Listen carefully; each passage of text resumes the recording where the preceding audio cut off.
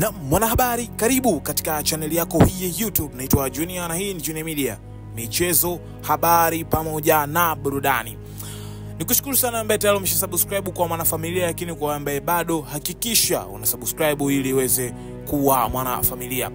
Kutoka kule kwa rais wa Marekani Donald Trump, ambapo taarifa zinasema rais huyo amewapiga faini wahamiaji watakao kataa kuondoka nchini humo ambao waliingia kinyume cha sheria. Rais huyo wa Marekani Donald Trump, ambapo katika utawala wa Trump, utawala huo unapanga kuwatoza faini wahamiaji waliopewa agizo la kuondoka nchini Marekani hadi dola 988, ambapo kwa pesa za Kitanzania ni sawa na shilingi milioni 2,638,712 kwa pesa za shilingi za Kitanzania kwa siku, ikiwa hawataondoka nchini humo na kushikilia mali zao ikiwa hawatalipa.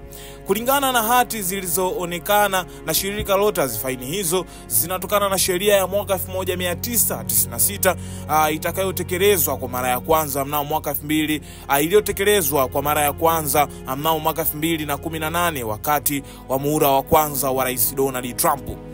Utawala wa Trump unapanga kutumia adhabu hizo kwa muda wa hadi miaka 5, ambayo inaweza kusababisha faini zaidi ya dola milioni 1. Afisa mkuu wa Trump alisema haya, aliyeomba kutotajwa kwa jina lake. Utawala wa Trump pia unafikiria kushikilia mali ya wahamiaji ambao hawalipi faini, kulingana na barua za serikali zilizoonekana na Reuters.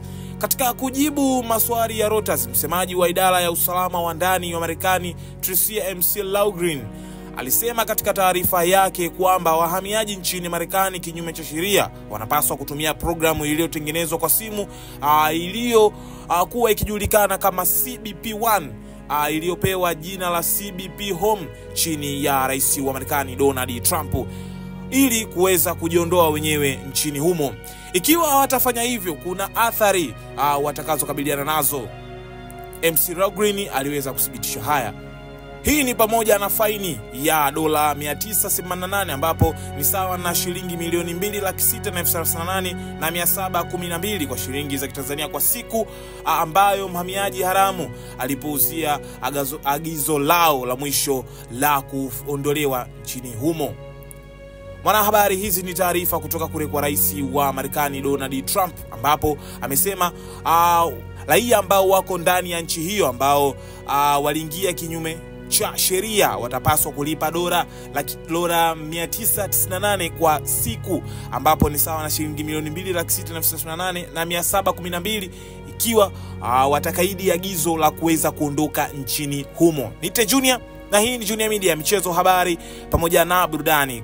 Kwa habari nyingi zaidi usisahau kuungana nasi kwa kubonyeza alama kengele iweze kuwa mwanafamilia. Hizo ni taarifa za kimataifa kutoka nchini Marekani na Rais Donald Trump, na hayo ambao umeweza kuyasikia kutoka huko. Kutoka hapa sina la ziada, nikuage, nikutakie siku njema, ubaki salama, bye bye.